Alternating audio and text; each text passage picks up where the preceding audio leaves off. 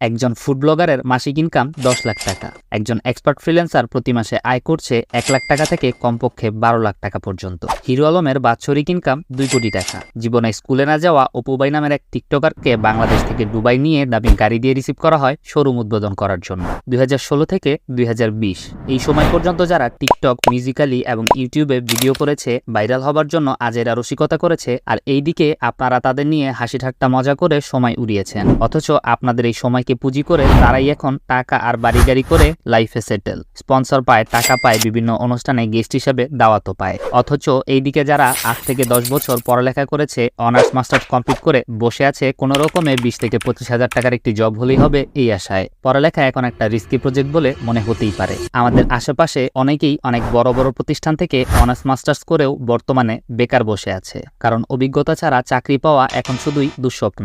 উপরের সবকিছু থেকে আপনি কিছু কিছু শিক্ষা নিতে পারেন, সেটি হচ্ছে নিজের পায়ে দাঁড়ানোর চেষ্টা করা, শুধুমাত্র চাকরির প্রতি ডিপেন্ডেন্ট না হওয়া, সাহস নিয়ে কিছু একটা করার উদ্যোগ নেওয়া। আর এইসব কিছু করতে হলে অবশ্যই আপনাকে স্কিল অর্জন করতে হবে। সেজন্য অযথা সময় নষ্ট না করে আপনি যে কোনো একটি সাইট বেছে নিয়ে রিসার্চ করা শুরু করে দেন। নলেজ গেদার করার পাশাপাশি নিজে নিজে কাজ করা শুরু করে দিন। আপনাকে অন্তত 6 মাস ভূতের মতো আশেপাশে সবকিছু থেকে গায়েব হয়ে যেতে হবে। এই 6টি মাস শুধু নিজেকে দিতে হবে, নিজের ক্যারিয়ারের জন্য স্যাক্রিফাইস করতে হবে, তাহলেই যে কোনো কিছুই অর্জন করা সম্ভব।